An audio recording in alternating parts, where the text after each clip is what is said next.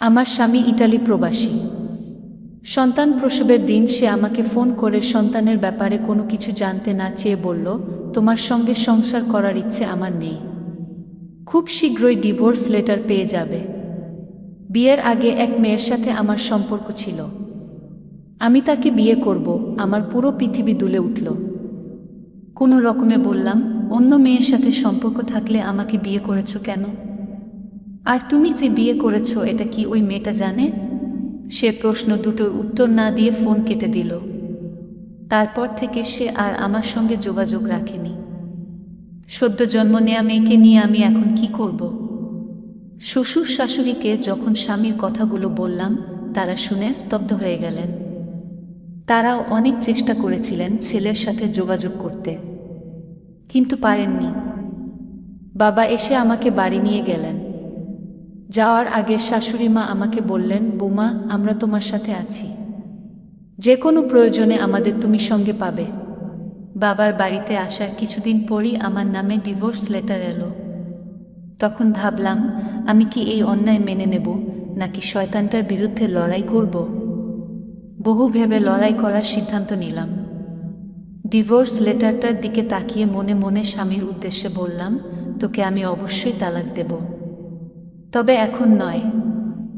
উপযুক্ত সময়ে ডিভোর্স লেটারের আইনি জটিলতা এড়ানোর জন্য এবং একতরফা অন্যায় তালাক ঠেকানোর জন্য স্থানীয় মেয়রের সাথে যোগাযোগ করলাম। তাকে সব কিছু খুলে বললে তিনি আমাকে আশ্বস্ত করলেন যে এই বিষয়ে তিনি সাহায্য করবেন। এরপর খোঁজ নিতে লাগলাম কোনো মেয়ের সাথে ওর সম্পর্ক ছিল এবং কবে সে বিয়ে করতে যাচ্ছে। এই তথ্যগুলো জানার ব্যাপারে আমাকে সাহায্য করেছিল স্বামীর এক বন্ধু। বন্ধুটি বলল, ভাবি, আপনার সাথে ও অবিচার করেছে, এখন আরেকটা মেয়েকে ফাঁদে ফেলতে যাচ্ছে, ওকে আটকানো দরকার, আর সেজন্যই আপনাকে সাহায্য করলাম। মেয়ের বাড়ির ঠিকানা এবং বিয়ের তারিখ আমার বাবা মা এবং শ্বশুর শাশুড়িকে জানালাম। এরপর পুলিশ স্টেশনে স্বামীর বিরুদ্ধে মামলা করলাম। প্রথম স্ত্রীর অনুমতি না নিয়ে দ্বিতীয় বিয়ে করা এবং ভরণপোষণ না দেওয়ার মামলা। এরই মধ্যে সে গোপনে দেশে এসে বিয়ের প্রস্তুতি নিয়ে নিয়েছিল। আমার সাথে বা তার পরিবারের কারো সাথেই যোগাযোগ করেনি। তারপর বিয়ের দিন মেয়েকে কোলে নিয়ে পুলিশ সহ সবাইকে নিয়ে হাজির হলাম ওর বিয়ের অনুষ্ঠানে। কনের বাড়িতে ঘরোয়াভাবে বিয়ের অনুষ্ঠানের আয়োজন করা হয়েছিল। নতুন পাঞ্জাবি পরে স্বামী বিছানার ওপর বসেছিল।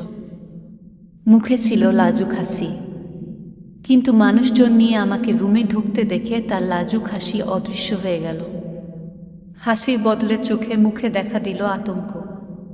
বিছানার পাশে ছোট একটা টুলের ওপর ডালায় ফুল সাজিয়ে রাখা হয়েছিল।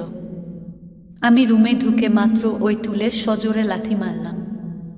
তারপর ওকে চড় মারার জন্য তেড়ে গেলাম, কিন্তু বাবা আমাকে ধরে ফেললেন। শাশুড়ি মা তখন বললেন, বেয়াই সাহেব, মেয়েকে ছেড়ে দিন, বদমাসটাকে কষে একটা চড় দিক। বাবা আমাকে ছেড়ে দিলেন। আমি তখন রাগে, ক্ষোভে, কষ্টে শরীরের সমস্ত শক্তি দিয়ে ওর গালে একটা চড় মারলাম। আমার পরিচয় ততক্ষণে সবাই জেনে গেছে। কনের বাবা তখন আমাকে বললেন, ছেলে যে আগে বিয়ে করেছে এটা সে আমাদের বলেনি, সে দেখছি বিরাট ধোঁকাবাজ। এই সময় কনে ভেতরের রুম থেকে বেরিয়ে এসে আমাকে বলল, আপু, ও আপনার সাথে যে অন্যায় করেছে তা ভয়াবহ, এমন ছেলেকে বিয়ে করার প্রশ্নই আসে না। আমারও ইচ্ছে করছে বদমাসটার গালে একটা চড় মারতে। সবার সামনে বদমাসটা লাঞ্ছিত হলো, ওকে জেলে ঢুকিয়ে তারপর তালাক দিলাম। পুরো দেনমোহরের টাকা শ্বশুর আমাকে বুঝিয়ে দিয়েছিলেন এবং আমার মেয়ের যাবতীয় খরচের দায়িত্ব তিনি নিলেন। মেয়ে আমার কাছে অর্থাৎ নানা বাড়িতে বড় হতে লাগলো। তবে দাদার বাড়িতে সে নিয়মিত যায়। দাদা দাদি নাতনিকে অনেক ভালোবাসেন। মেয়ে দক্ষতার সাথে বেড়ে উঠতে লাগলো। বেড়ে ওঠা মেয়ের দিকে তাকিয়ে প্রতিদিন মনে মনে বলি, মা গো, তোকে এমনভাবে গড়ে তুলব যাতে কোনো ছেলে তোকে ধোঁকা দেওয়ার বিন্দুমাত্র সাহস না পায়। কথা দিলাম,